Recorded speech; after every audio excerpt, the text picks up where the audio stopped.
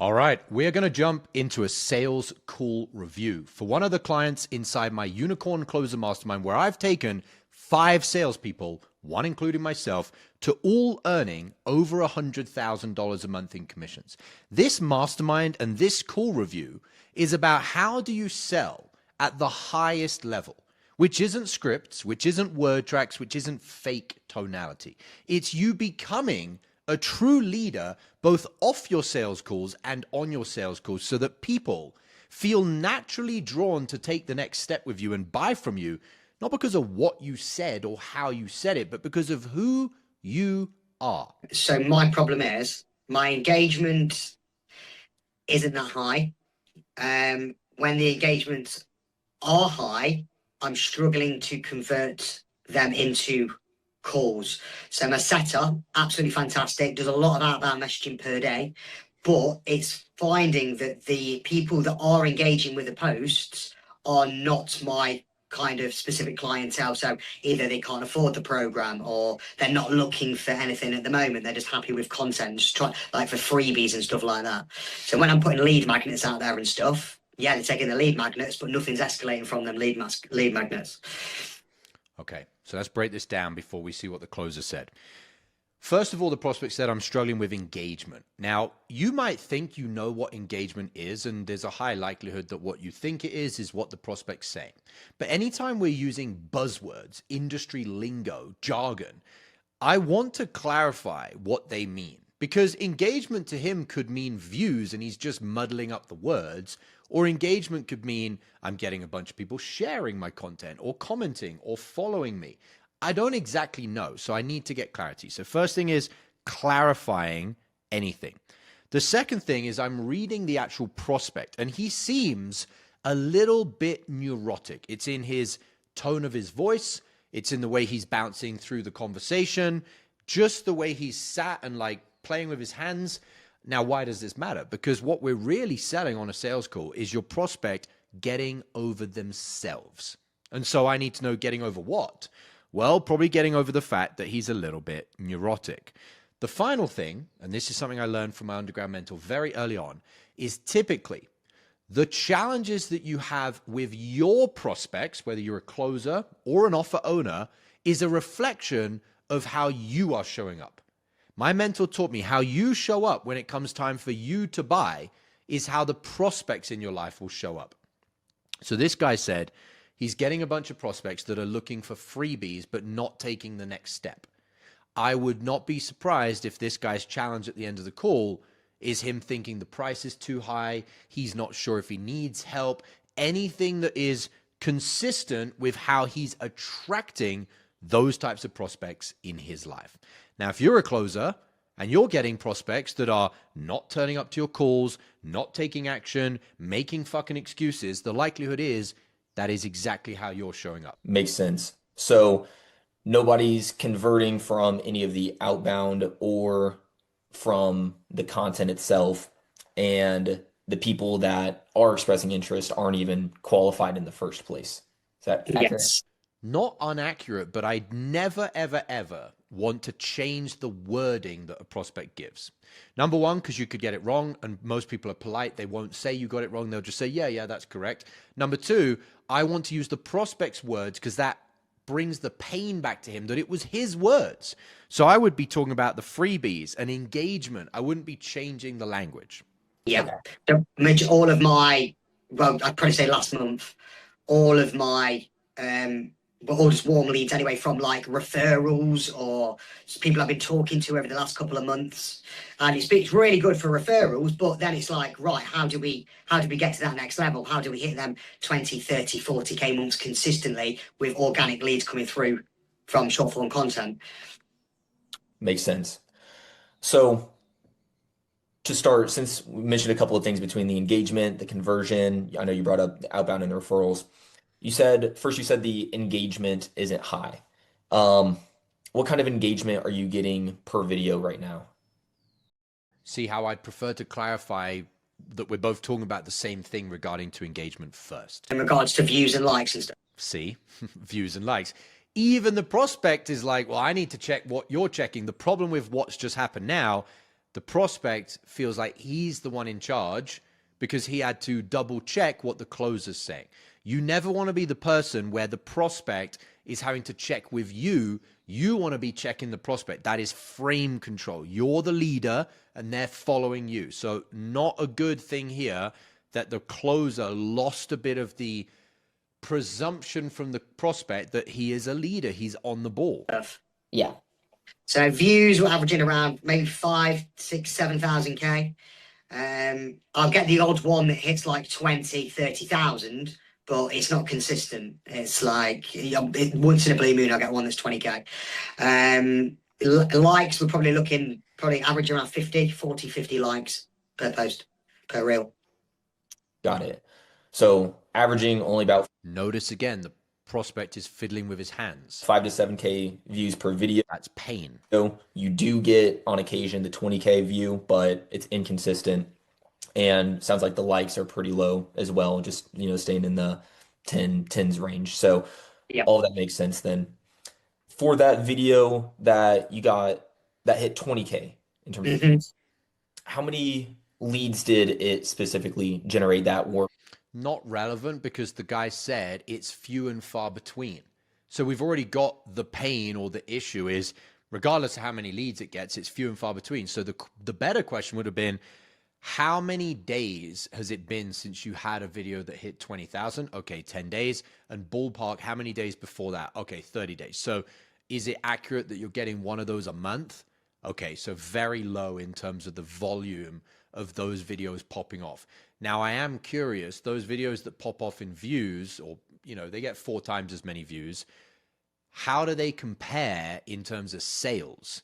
Then we can go into booked calls or sales. But first, stay on the pain point, which is it's irregular. qualified, if you can remember? Not a lot. Put it that way, just not a lot. Okay, not a lot, as in like less than 10? Yes. Yeah. And this is where you got to be socially calibrated and aware as a closer to notice these things, because not noticing it is lack of social calibration, which prospects will think, oh, this guy's not even really noticing, so he's not truly present, he's not truly caring. The second thing is there could be data in why the prospect's doing that, which you can use to close them. Is to scale to 20 to 40K. So how many leads are you actually generating right now? I know it sounds like things. So one other thing is the closer's going too slow. And when you go too slow, the prospect is going to view you as not sharp, not someone they want to give $10,000 to. So you don't want to rush, but you want to be efficient. And this is too slow. Aren't high overall, and they sound inconsistent. If we look at last week, for example, how many qualified leads came in? Probably say 3. Okay, and how many of those closed? 2. So, Once I've got them on the call and they fit the criteria for the call, not a problem. Closing's not a problem. It's just getting them from there onto the call, making sure that they're qualified. 100% makes sense then. So 3 qualified leads came in last week. What about the week before that? Roughly about the same. About the same. Yeah. And even the beginning of March, roughly the same? Probably less. Yeah, it's probably only just the only reason it's picked up this week is last week's because I boosted a couple of posts, so it was obviously more specific towards my clientele. Got it. So when you're boosting posts, how much money are you putting Great question. into those? It's a great question, and here's why. Because the objection that we're trying to uncover here is, why don't you just boost all of your posts then, and then your problem's solved? And this is something that closers don't understand, is you actually want to find and expose and discuss every reason that the prospect shouldn't buy. Because otherwise it just comes up later in the call as an objection and a no close. For the 2 clients that closed this most recent week, Yeah. what are you charging for your services right Great question. now? So I have two different packages. One to specifically work with me, which is the VIP package, which is $300 per month, and then I've got 3 coaches below me who obviously I will recommend which coach is best for what client that comes on, but that is at $175. At 175. Okay. So how many clients are you working with between both the offers? How many are So notice how one of the big things for this guy is his prices are just way too low. you working with right now? 183. 183. So what is that in terms of business revenue per month? What are you currently doing? So I've only just converted over to be doing pay monthly as a minimum of 3-month contract. Whereas before, maybe like 2 months ago, I was doing paid in fulls. So like say January, February, I was probably hit 18K, and I think I hit 22K, but that was purely because it was paid in full. Okay, so that's a cash collected, sorry. Whereas now my revenue's a little bit higher, but cash collected is obviously less because they're splitting it's a monthly subscription instead of a pay in full service. So we've just do it. Sorry, I was over jabbering, but like January 18. Notice over jabbering, and what did I say at the start of the call review? Guy seems a little bit of a neurotic person. Conscious of that, because I know I'm going to have to work through that on the call. This month just gone, probably about 8. It was a really poor month this month. And that was 8K in revenue or cash collected? That was 8K in revenue. In revenue. Whoa, got it. Yeah. What did you actually collect in cash this month? Probably about... Great question. Pulling out the real pain. 4, half that, 4, 4-1, 4-2, I think it was. Without looking. Now you got to be calibrated as a closer. So $4,000 and you've got 3 coaches and you. So I know you probably don't pay them what you pay yourself, but if we were just to be average, this month you've all made $1,000 or less. Notice how that takes the pain and boom, explodes the pain, because now it's making it much more small, the amount of money. It's also bringing in the fact that it's not just the money, it's the responsibility, it's the weight on his shoulders, the heaviness of his head that he's got all these people are responsible for, that he's responsible for.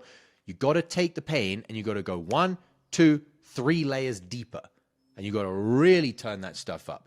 So once I've got to, okay, so less than $1,000 each, has that led to any conversations with those coaches? Oh, yeah. And the closer, the prospect will almost be shocked that you went where you went. It's almost like you've got a crystal ball.